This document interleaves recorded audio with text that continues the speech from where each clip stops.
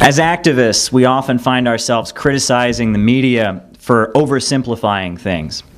But when you look at Syria, it's almost like they're making it really, really complicated when it doesn't have to be. If you look at Syria, it's rather simple.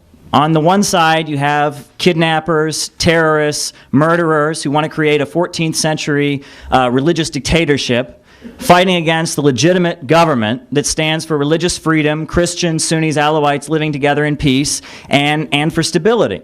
I mean, it's really not any more complicated than a 1950s Western movie. I mean, it's pretty simple what's happening in Syria, but yet the government seems to be on the wrong side.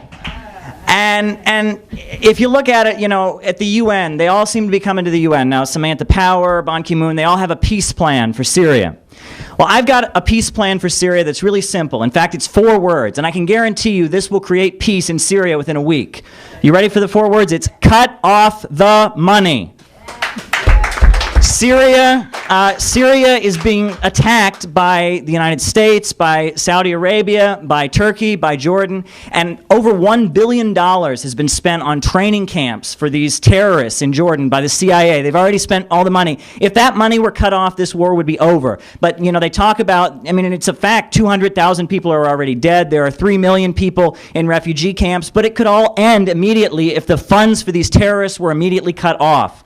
And it also needs to be talked about that the United Nations Relief Works Agency is complicit in what's going on. You read, it's blatantly obvious to anybody, even the New Yorker, you can read the articles that the so-called Free Syrian Army, other terrorist groups are recruiting from the UN refugee camps. These are recruiting centers for the terrorists that are being funded by the United Nations. I mean, millions of dollars from the UN, supposedly to help victims of this war, is being used to fund the terrorist opposition. That's happening. I mean, it's really blatant.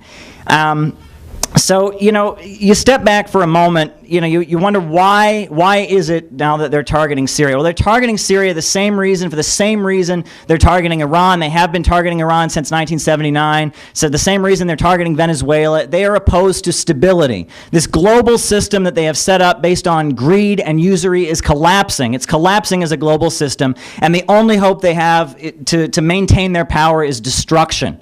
So we're at the point where, you know, any force that stands up and stands for stability against the global forces of destruction needs to be supported. They're destroying Syria just like they're destroying Detroit, just like they're trying to destroy the whole world to keep the money in their banks, and it's time that we stand with the Syrian Arab Republic against this, and meetings like this are very, very important.